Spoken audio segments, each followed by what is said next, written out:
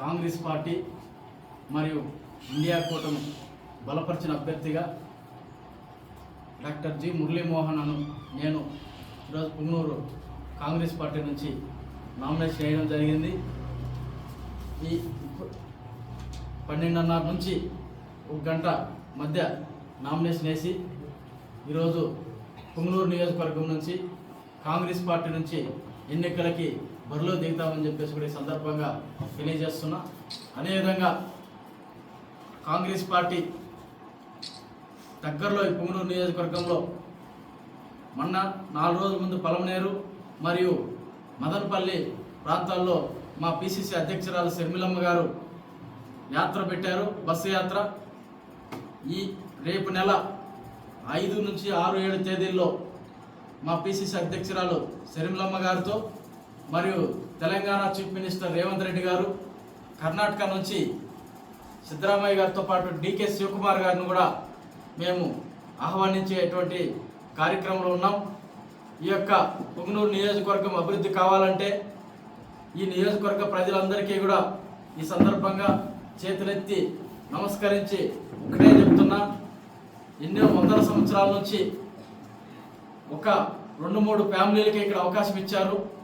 దయచేసి ఈసారి కాంగ్రెస్ పార్టీ బలపరిచిన అభ్యర్థిగా ఇక్కడ ఈ ప్రాంతం నుంచి మీ బిడ్డగా, ఇక్కడ కష్ట సుఖాలు తెలిసినటువంటి వ్యక్తిగా, ఈరోజు ఈ యొక్క ప్రాంతంలో పడుతున్నటువంటి రైతులు కావచ్చు, ఇటు టమోటా రైతులు కావచ్చు, ఇటు పాడి పరిశ్రమలో ఉన్నటువంటి పాడి రైతులు కావచ్చు, చింతపండు రైతులు కావచ్చు, వీళ్ళందరూ కూడా పడినటువంటి కష్టాలు నాకు తెలిసిన వ్యక్తిని, ఈ కష్టాలు నేను అనుభవించినటువంటి వ్యక్తిని. కాబట్టి ఈ ప్రాంతం నుంచి ఈ ప్రాంతం యొక్క సమస్యలు తీరాలంటే నాలాంటి వ్యక్తిని అసెంబ్లీకి మీ యొక్క ప్రతినిధిగా పంపిస్తేనే మీ యొక్క కష్టాలు సుఖాలు చెప్పగలుగుతారు తప్ప ఏదో కార్పొరేట్ సంస్థల్లోనో లేదా వేల కోట్లు ఉన్నటువంటి వ్యక్తుల్ని ఈ అసెంబ్లీకి పంపిస్తే ఈ ప్రాంతం యొక్క సమస్యలు తీరవని చెప్పి కూడా ఈ సందర్భంగా నేను తెలియజేస్తున్నా. కాబట్టి ఈ యొక్క పుంగనూరు నియోజకవర్గ ప్రజలందరికీ కూడా నేను ఒక విద్యావంతుడిని, పీజీ పిహెచ్డీ చేశాను. ఈ ప్రాంతం మీద అనేకమైనటువంటి రీసెర్చ్లు చేసినటువంటి రీసెర్చ్ అనాలిసిస్ చేసినటువంటి వ్యక్తిని. ఈరోజు ఇదే పుంగనూరు నియోజకవర్గానికి చాలా నష్టం జరుగుతూ ఉంది. వలసలు ఈరోజు బెంగళూరుకి మరియు చెన్నైకి వలసలు వెళ్ళి ఇక్కడ ఉపాధి లేకున్నటువంటి పరిస్థితి.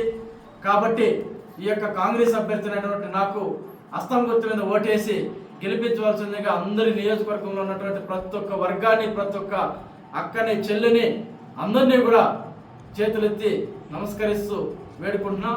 అదేవిధంగా ఈరోజు ఈ పార్టీ కాంగ్రెస్ పార్టీ కాకుండా ఈ భారతదేశంలో వేరే పార్టీ ఏదైనా కూడా ఈరోజు బీజేపీ పార్టీ చూస్తే ఒక మతానికి కొమ్ము కాస్తున్నటువంటి పరిస్థితి.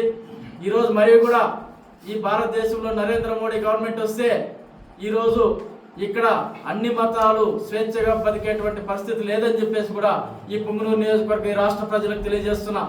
ఎందుకోసమంటే ఈరోజు భారతదేశంలో నరేంద్ర మోడీ మళ్ళీ వస్తే బీజేపీ ప్రభుత్వం భారతదేశం నుంచి మా మైనార్టీ సోదరులు, ముఖ్యంగా పుంగనూరులో నా ప్రజలందరూ కూడా ముఖ్యంగా ఈరోజు గుర్తించుకోవాల్సిన విషయం, ఈ యొక్క భారతదేశంలో మళ్ళీ కూడా బీజేపీ ప్రభుత్వం వస్తే, ఇండియా కూటమి కాకుండా ఎన్డీఏ ప్రభుత్వం వస్తే ఈ యొక్క మైనార్టీ సోదరులు భారతదేశం వదిలేటువంటి పరిస్థితి కూడా ఈరోజు ఉంది. కాబట్టి వాళ్ళ వైపున వాళ్ళ పక్షాన నిలబడుతున్నటువంటి హస్తం గుర్తు, పేదవాడి నేస్తం హస్తం అని చెప్పేసి కూడా ఈ సందర్భంగా నేను తెలియజేస్తున్నాను. అదేవిధంగా ఈ దేశంలో అంబేద్కర్ రాసినటువంటి రాజ్యాంగాన్ని ఈరోజు తూట్లు పడుస్తూ నరేంద్ర మోడీ ప్రైవేటు సంస్థలన్నీ కూడా ఈరోజు కొన్నటువంటి ప్రభుత్వ రంగ సంస్థలన్నింటి కూడా ప్రైవేటు కన్నా చేస్తున్నటువంటి పరిస్థితి. సో కాబట్టి ఈ పుంగనూరు నియోజకవర్గంలో ఈ రాష్ట్రంలో ఉన్నటువంటి నా బీసీ, ఎస్టీ, ఎస్సీ, మైనార్టీ సోదరులకి రిజర్వేషన్లు అనుభవిస్తున్నటువంటి నాలాంటి యువకులకి, ప్రజలకు అందరికీ కూడా ఈ సందర్భంగా నేను ఒక్కటే తెలియజేస్తున్నా, మరొకసారి కాంగ్రెస్ ప్రభుత్వం కాకుండా భారతదేశంలో ఈ యొక్క బీజేపీ ప్రభుత్వంగానే వస్తే మీ రిజర్వేషన్లు కూడా రద్దు చేస్తారు. మోడీ రాజ్యాంగాన్ని, అంబేద్కర్ రాజ్యాంగాన్ని రద్దు చేసి మోడీ రాజ్యాంగాన్ని కూడా ప్రవేశపెట్టేటువంటి పరిస్థితి వస్తుందని చెప్పేసి కూడా ఈ పుంగనూరు నియోజకవర్గ ప్రజలకి, యువతీ యువకులకి, ముఖ్యంగా రిజర్వేషన్లో ఇప్పుడిప్పుడు ఎదుగుతున్నటువంటి బీసీ, ఎస్టీ, ఎస్సీ, మైనార్టీ నా యొక్క ప్రతిబింబమైన నా వర్గ ప్రజలందరికీ కూడా ఈ సందర్భంగా తెలియజేస్తుంది. అదేవిధంగా ఈ ప్రాంతంలో ఉపాధి లేక, ఇక్కడ రాయలసీమ కరువు ప్రాంతంలో బతకలేక నెలకు 5,000 10,000 ఉద్యోగాలు కూడా లేక ఈరోజు పక్క రాష్ట్రాలకి వలస వెళ్ళేటువంటి పరిస్థితి ఉంది. దయచేసి పుంగనూరు నియోజకవర్గ ప్రజలు ఒకసారి ఆలోచించండి. ఇక్కడ ఈ నియోజకవర్గంలో ఇప్పటి వరకు కనీసం 1000 నుంచి 2,000 మంది ఉపాధి ఇచ్చేటువంటి ఒక ఫ్యాక్టరీ లేదు. ఇక్కడ ఒక సాఫ్ట్వేర్కి సంబంధించిన టెక్నాలజీకి సంబంధించిన ఒక ఇన్స్టిట్యూషన్ లేదు. ఒక మెడికల్ డిపార్ట్మెంట్ సంబంధించి ఒక మెడికల్ కాలేజ్ లేదు. ఇక్కడ అదేవిధంగా ఒక సెజ్ అంటే స్పెషల్ ఎకనామిక్ జోన్ ప్రకటిస్తే అనేక సమస్యలు రాయితీల కోసం పుంగనూరు నియోజకవర్గంలో ఈ ప్రాంతంలో పరిశ్రమలు పెడతారు. ఆ పరిశ్రమలో రాయితీల కోసం అనేకమైనటువంటి కంపెనీలు వస్తే నిరుద్యోగ యువతకు ఉపాధి వస్తుంది. ఉపాధి వల్ల ఈ ప్రాంతంలో ఉన్నటువంటి యువకులు ఉద్యోగాలు వచ్చి ఈ ప్రాంతంలో ఉన్నటువంటి ప్రజలందరూ కూడా సంతోషంగా బతుకుతారు.